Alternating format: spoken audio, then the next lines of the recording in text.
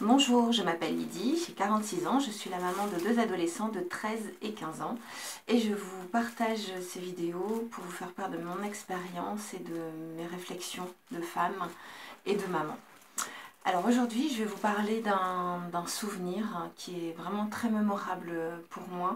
C'est des vacances que j'ai passées à Moissac, dans le sud de la France, où j'ai vraiment vécu des balades extraordinaires, c'est-à-dire qu'on pouvait partir le matin et se balader, et en fait sur nos balades, en fait on longeait des champs de maraîchers en fait, et ces maraîchers par exemple quand c'était quelqu'un qui faisait des pêches, et ben il plantait un ou deux pêchers en dehors de,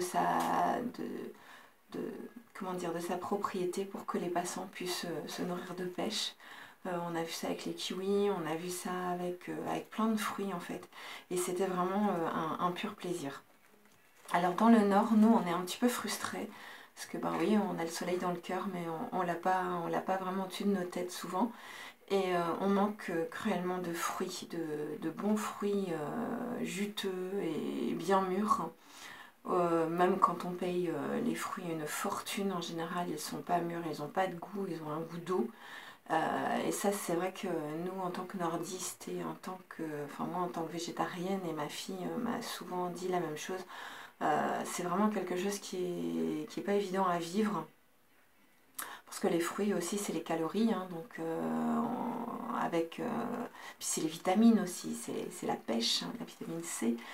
Et c'est vrai que on en vient à plus avoir envie de manger de fruits, hormis des pommes, des poires, et puis les baies, voilà, des prunes et des cerises, et puis voilà, on a fait le tour. Je veux dire, melon, pastèque, on n'en achète plus qu'en vacances. Les pêches, les brugnons, c'est pareil. Enfin voilà, tous les fruits d'été qui ont besoin de soleil, on attend d'être en vacances et on essaye de prendre des vacances dans le sud. Donc on a la chance de prendre des vacances, bien évidemment, pour pouvoir en acheter. Et j'ai suivi quelques vidéos, notamment de la Fraternité ouvrière, comment je veux dire, c'est un permaculteur dans le sud de la Belgique, hein, qui est proche de chez nous, à Moucron.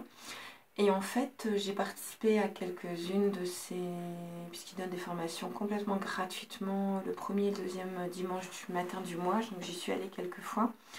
Et en fait, il me disait que contrairement aux fruits avec des pépins, les fruits avec des noyaux, en fait, si on a un fruit qu'on a aimé, on peut planter le noyau, il donnera un arbre avec des fruits de la même qualité que le fruit qu'on a mangé.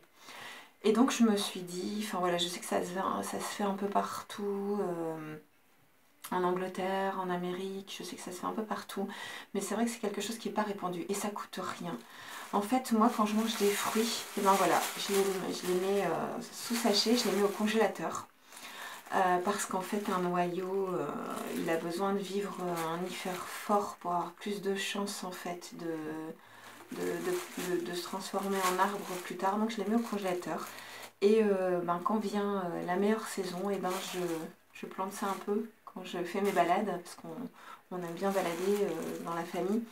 Et donc quand je vois des endroits qui sont un petit peu sauvages, et ben voilà, je dissémine mes noyaux et un petit peu comme ça, en espérant que peut-être dans 10 ans, quand je repasserai au même endroit, je pourrai profiter d'une cerise, profiter d'un abricot, profiter d'une prune.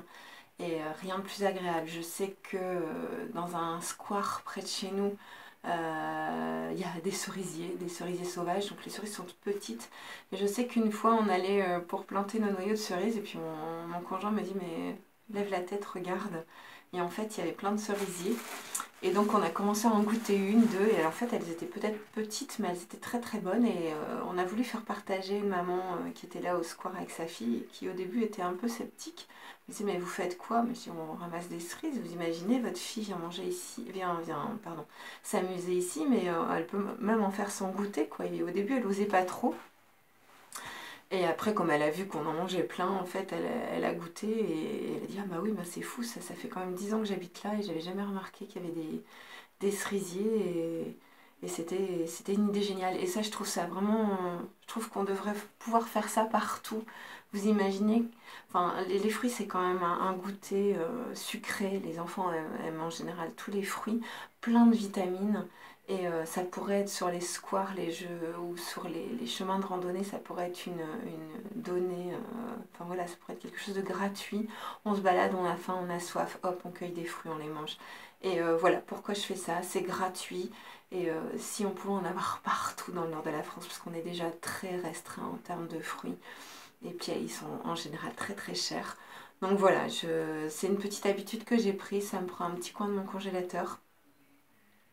Et j'encourage tous les gens à faire pareil. Je vous dis, c'est pour les enfants, c'est même pour nous, c'est super agréable.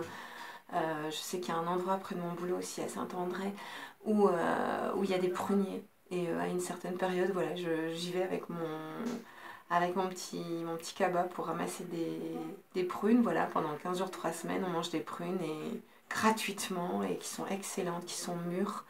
Et je trouve que c'est quelque chose qui devrait devenir des habitudes pour tout le monde, au lieu de jeter vos noyaux à la poubelle et essayer de les jeter en pleine nature. Même si sur 100 noyaux, il y a un arbre qui pousse, un arbre, c'est des centaines et des centaines de fruits. Et ça peut faire plein d'heureux, aussi bien au niveau des enfants qu'au niveau des gens qui n'ont pas trop de moyens pour s'acheter des fruits, aussi bien au niveau des randonneurs. Enfin voilà, c'est du pur plaisir que vous pouvez offrir, peut-être pas dans l'immédiat, mais que vous pouvez offrir à plein de gens. Voilà, j'espère que cette petite vidéo vous aura donné des idées. J'espère que vous suivrez mon exemple pour que dans 10 ans, en France, on puisse manger plein de fruits comme ça, à peine sortis de l'arbre, et que nos enfants sur les squares puissent prendre leur goûter de vitamines et de sucre, de bon sucre sur place. Voilà, donc si vous avez aimé, n'hésitez pas à mettre le petit pouce qui va bien, n'hésitez pas à me mettre vos commentaires, à vous abonner à la chaîne si ça vous a plu. Voilà, je vous dis bye bye, au revoir, à la prochaine.